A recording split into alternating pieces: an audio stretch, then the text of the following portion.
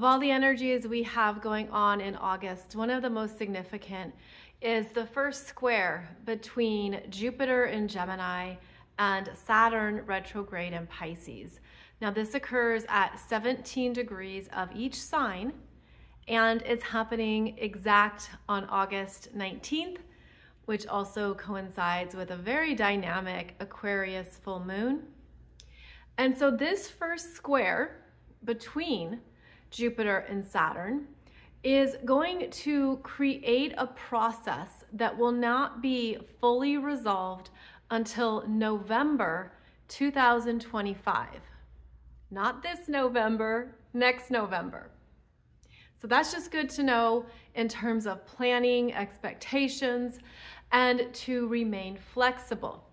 So Jupiter in Gemini wants choices and options, wants to be excited by something that you're teaching, learning, studying, a project, something to share, something that you want to experience that lights you up.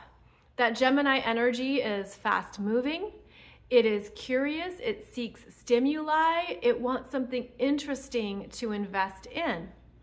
Then you have the energy of Saturn in Pisces retrograde, which is asking you to slow down, do less, reconsider, don't overcommit, and to be responsible with your time. And this square is bringing up something where you probably want to say yes, and it could very well be two things because Gemini is a sign of duality.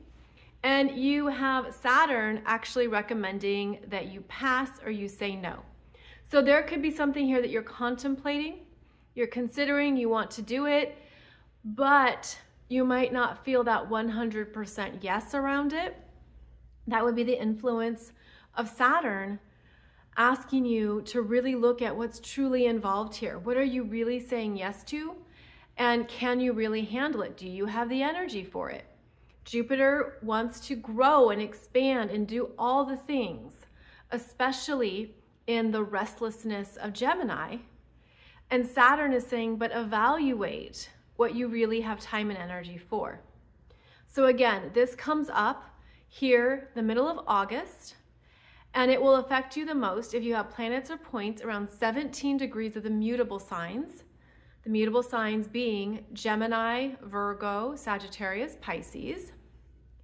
And we're going to then have 3 more interactions with Jupiter and Saturn. So how this plays out is that in December of this year, there's going to be another second square. And the second square is going to occur at 14 degrees, where Jupiter is retrograde in Gemini at 14 degrees, Saturn is direct at 14 degrees of Pisces. And so it's a second checking in point, and Saturn is more dominant since Saturn is direct. Then there's going to be a third square in June 2025, where Jupiter will then be at 1 degree of Cancer. Saturn will be at 1 degree of Aries. So here we have a third square in the cardinal signs that both want to direct energy forward, and you could feel that you are diffused, you don't want to do too much, you're more cautious of what you want to get started, and you're checking in with what feels correct. Then the fourth interaction here is in November 2025, for most of the month of November 2025, when Jupiter is at 25 degrees of Cancer, Saturn is at 25 degrees of Pisces. They're in a trine, something connects and clicks. There's resolution, there's flow. There's a sense of, I'm really glad I trusted myself. So overall, I know this is a lot of energies here and there's a lot at play, but how I'm feeling it is that our minds are used to being occupied with many things, with our phone, with things going on around us, with just the busyness of the world at large. And so we can get caught up in everything that we're thinking. We can be overly reliant upon the mind. But I feel this Saturn in Pisces is asking you to go into your intuitive self, to trust that. And then by the time this trine occurs in November 2025, the flow that opens up is, I'm glad I trusted what felt correct.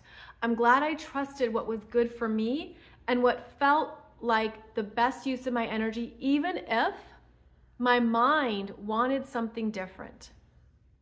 Remain flexible, be adaptable, give yourself short-term expectations, and know that it's going to change. Know that things are not going to stay solid between this dance with Jupiter and Saturn. And also let things be open. Work with that energy. Trust it. You know, see it as a big experiment. See what you can open up and lighten so that you don't feel too heavy on yourself or one particular outcome. But whatever is completed or lines up in November 2025, you're going to be so glad you trusted the wisdom of that Saturn in Pisces.